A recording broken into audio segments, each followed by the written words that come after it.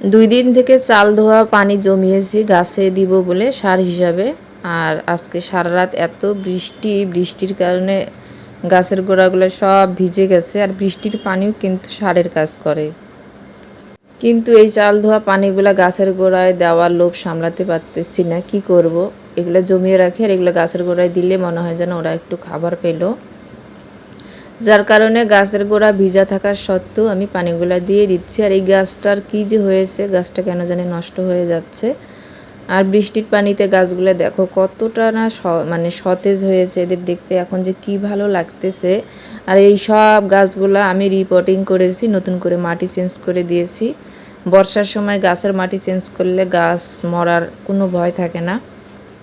Purple heart গাছটাতে ফুল ফুটছে 4টা, আর গাছটাও বেশ মানে সতেজ হয়েছে। এই গাছের গোড়ার মাটিগুলোতে একদমই সার নাই, কিন্তু পার্পেল হার্ট এমন একটা গাছ যে কোনো মাটিতেই একে রাখা যায়, তবে পানিতে রাখা যায় না। পানিতে রাখলে গাছটা বাঁচে, বাট ওটা অনেক দুর্বল থাকে। আর বৃষ্টির দিনে ভাবলাম ছাদে যাই, গিয়ে গাছগুলোকেও একটু দেখে আসি আর গাছের গোড়াতে পানিও দিয়ে আসি। Hello everyone, welcome back to my channel Sumaiya দেশি ব্লগ চ্যানেলে সবাইকে স্বাগতম। আসসালামু আলাইকুম আমার প্রিয় বোনেরা, আশা করি সবাই ভালো আছেন। আলহামদুলিল্লাহ আমিও পরিবারের সবাইকে নিয়ে বেশ ভালো আছি। অনেক বৃষ্টির কারণে এখন আর ভালো লাগতেছে না। বৃষ্টি ওই 2-1 ঘন্টাতে ভালো লাগে, কিন্তু যখন কন্টিনিউ বৃষ্টি লেগে থাকে তখন আর কি ভালো লাগে না। আর গাছগুলো দেখাচ্ছি, আমার কাছে অনেক ভালো লাগতেছে এদেরকে দেখতে। সেই কারণে একটা কথা আছে যে শ্বশুরবাড়ির লোকজন সবাই যদি খারাপ হয় কিন্তু স্বামী যদি ভালো হয় তাহলে কিন্তু সংসারটা মানে করা যায়। আসলেই কিন্তু সংসারটা করা যায়, বাট অনেক কষ্টে করতে হয়। কারণ আপনি যখন ভালো থাকতে চাইবেন, আপনার আশেপাশের লোকজনেরা আপনাকে কিছুতেই ভালো থাকতে দিবে না। ওরা ওদের সাধ্যমতো চেষ্টা করেই যাবে আপনাকে মানে কষ্ট দেওয়ার বা আপনার জীবনটাকে বিষাক্ত করে তোলার। ওদের 100% দিয়েই চেষ্টা করবে। তো এর মধ্যে কিভাবে ভালো থাকা যায়। আমি এখানে একটা মালটা কেটে নিচ্ছি আর ফ্রেঞ্চ ফ্রাই ভেজে নিচ্ছি সুমাইয়ার স্কুলে টিফিন দেওয়ার জন্য।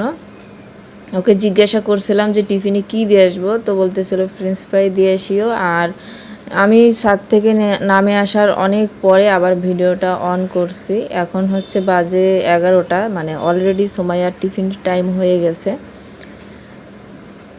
আর এই মালটাগুলো দেশি মালটা আমাদের, তো এগুলাও খেতে বেশ মিষ্টি লাগে।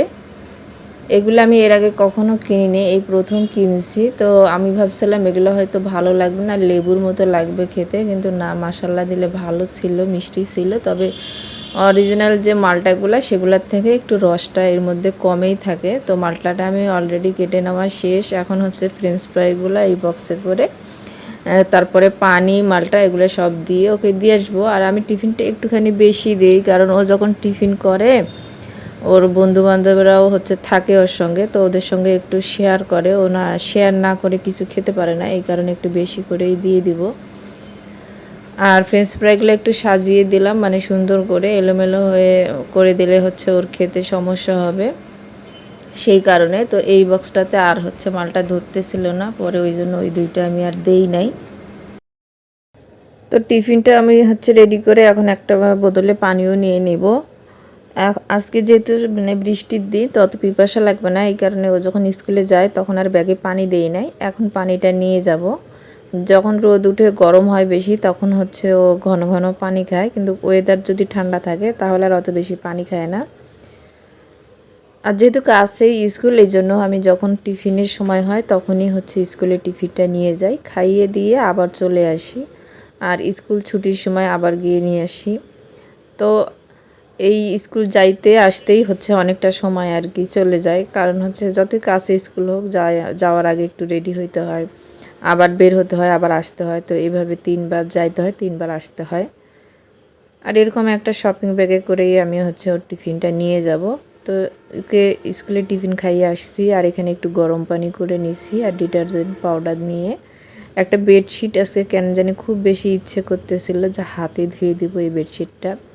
কত বছর পর যে আমি এই কাজটা করতেছি। আমি সবসময় মেশিনেই কাপড় ধুই, বিশেষ করে বেডশিটগুলা। তো আজকে একটু হাতে ধুতে ইচ্ছে করতেছিল, সেই কারণে হচ্ছে এখানে আমি একটু গরম পানি করে ভিজে দিচ্ছি। আর আজকে হাতে বেডশিটটা ধোয়ার পর কেন জানি অনেক ভালো লাগতেছিল, বেশি পরিশ্রম করতে হয়নি। গরম পানি দিয়ে বেডশিট যদি ধোয়া হয় খুব একটা পরিশ্রম করতে হয় না। এটা যেইভাবে হচ্ছে ভেজার সময় এর যে ময়লাটা থাকে অর্ধেকটা বেরই হয়ে যায়, পরে আর একটু হচ্ছে আঁচড়ে ধুয়ে দিলেই হয়ে যায়। দেখেন কতটা ময়লা বের হয়েছে। আর আমি বেডশিট বেশি দিন হচ্ছে মানে রাখি না, 1 থেকে 2 দিন পরেই আমি বেডশিট তুলে ফেলি।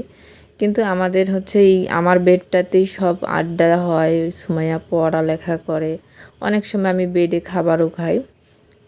বিশেষ করে আমি দুপুরের খাবারটা বেডেই খাই, কারণ হচ্ছে সবার খাওয়া দাওয়া শেষ হয়ে যায়, আমি হচ্ছে সবার লাস্টে খাই, যার কারণে ওই টেবিলে বসে আর খেতে ইচ্ছে করে না, ঘরের মধ্যে বসেই খাই। আর আমাদের ডাইনিং রুমটাতে হচ্ছে অনেক বেশি গরম লাগে, সেই কারণে হচ্ছে রুমেই খাওয়া হয়। সেই জন্য ঘন ঘন বেডশিটটা ধুতে ধুতে অভ্যাস হয়ে গেছে, আর এখন আর ঘন ঘন না ধুলে ভালো লাগে না। আজকে হচ্ছে ইলিশ মাছ রান্না করতেছি, তো হচ্ছে ইলিশ মাছগুলো আমি কখনো ভেজে রান্না করি না, এইভাবে একটু কষিয়ে তুলে নিই। আর এই মাছগুলো যেহেতু ছোট সাইজের, তো এগুলো হচ্ছে সবজি দিয়ে খেতেই কিন্তু ভালো লাগে, আবার ফ্রাই করলেও ভালো লাগে, কিন্তু হচ্ছে আমি সবজি দিয়েই হচ্ছে মাছটা রান্না করব। আর আমি প্রত্যেক দিন একইভাবে ইলিশ মাছ রান্না করি। আসলে হচ্ছে সবজি দিয়ে মাছ রান্না করলে একটা তরকারি হচ্ছে মানে হলেই হয়ে যায়, তা না হলে আবার মাছটা আলাদা ভুনা করতে হবে, আবার সবজিটা আলাদা রান্না করতে হবে। আর এভাবে কচুরমুখী আর বেগুন দিয়ে ইলিশ মাছ খেতে ভালো লাগে। সুমাইয়ার বাবা বেগুন পছন্দ করে, আমিও খুব বেগুন খেতে পছন্দ করি, তো এইভাবে আমরা হচ্ছে বেগুন দিয়ে রান্না করে থাকি। আর বাইরে আবার অনেক বৃষ্টি শুরু হয়ে গেছে, এত বেশি বৃষ্টি হচ্ছে মানে কি বলবো, ভালো লাগতেছিল বৃষ্টি দেখতে। তো আমার হচ্ছে সবজিটা কষানো হয়ে গেছে, এখন মাছটা এর মধ্যে দিয়ে বসিয়ে দিব। একটু যেই বাটিটাতে মাছগুলো তুলে রাখছিলাম, তো ওখানে হচ্ছে মশলা লাগিয়েছিল, সেই জন্য একটু ধুয়ে মশলা ধোয়া পানিটা এর মধ্যে দিয়ে দিলাম। কোনো জিনিসই নষ্ট করতে ভালো লাগে না, এগুলো হচ্ছে কাজ আমি কিন্তু আমার শাশুড়ির কাছ থেকেই শিখেছি। তো এখন হচ্ছে ঢাকনাটা দিয়ে দিব। আর আমি যে কোনো মাছ মাংসই একটু বেশি সিদ্ধ করে রান্না করি, এটা আমার অভ্যাস। আর কয়েকটা মাগুর মাছের ঝোল করে নিব। ফ্রিজে অনেক দিনের মাগুর মাছ ছিল, তো ভাবলাম শেষ করে দেই এই মাছগুলা। তো এখানে একটু মশলা কষিয়ে নিচ্ছি। আর এই মাছটার মধ্যে 2টা বেগুনও কেটে দেব, এই বেগুনগুলো দিয়ে মাছ খেতে ভালো লাগে, সেই জন্য ভাবলাম 2টা বেগুনও কাটে দিই। আর এই তো 2টা ছোটো সাইজের বেগুন, যেহেতু 2টা বেগুন কেটে দিয়েছি আর কষিয়ে নিয়েছি একসঙ্গে, নিয়ে হচ্ছে এখানে ঝোলের পানি দিয়ে দিলাম।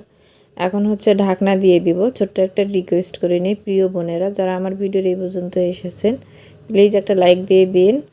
আর যারা এখনও আমার চ্যানেলটা সাবস্ক্রাইব করেন নাই, প্লিজ আমার চ্যানেলটা সাবস্ক্রাইব করে দিবেন, আর পাশে থাকা বেল আইকনটা অল অপশন করে দিবেন। আপনাদের সাপোর্ট ছাড়া কিন্তু এগিয়ে যাওয়া একদমই সম্ভব না।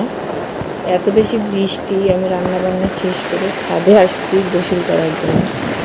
এই প্রথম হচ্ছে এই বছর আমি বৃষ্টিতে গোসল করতেছি। আমি মানে খুব একটা সময় হয় না, দেখা যায় আমার আজকে হচ্ছে যেমন গোসলের আগে বৃষ্টি পাইছি, বিদায় হচ্ছে এখানে আসি বৃষ্টিতে ভিজতেছি। আর আমার এই গাছটা যে কি সুন্দর, দেখেই ভালো লাগতেছিল। আর আজকে বৃষ্টিতে ভেজার পর আমার কাছে খুব ভালো লাগছে, এই অনুভূতি কিন্তু ভাষায় প্রকাশ করার মতো না, এত ভালো লাগছে। সেই ছোটোবেলায় মনে হয় ফিরে গেছি আমি। আমার মেয়ে তো খুব ভয় পাচ্ছিল, আম্মু তোমার জ্বর হবে, জ্বর হবে, চলো বাসায় চলো।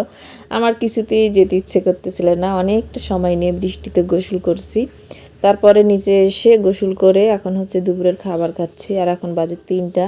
রোজ দিন আমার দুপুরের খাবার খেতে 3টা বেজে যায়, মানে এর আগে আমাকে খেতেই ইচ্ছে করে না।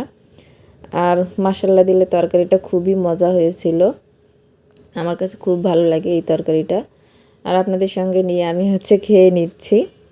খাওয়া দাওয়া করার পর হচ্ছে আবারও দেখেন বৃষ্টি হচ্ছে, ছাদে আমি ছাতা নিয়ে গেছি, দেখতেছিলাম।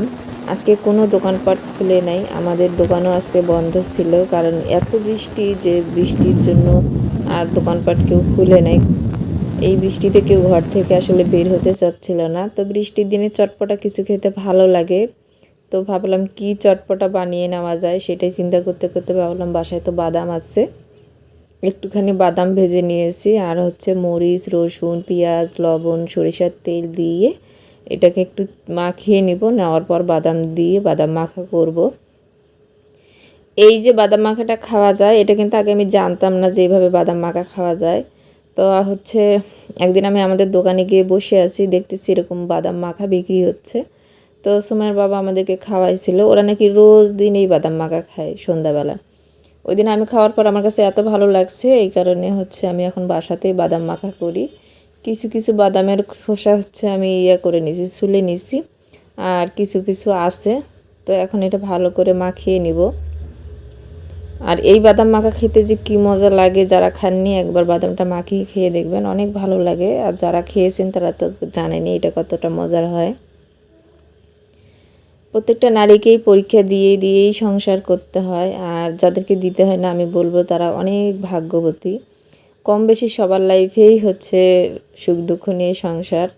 তো এখানে যদি স্বামী ভালো হয় তাহলে হয়তো টিকে থাকা যায়। আর যদি কারো শ্বশুর শাশুড়কে মানে কাউকে অপছন্দ করে বা ননদ অপছন্দ করে, হয়তো সুখে থাকা যায়, তবে শান্তিতে থাকা যায় না।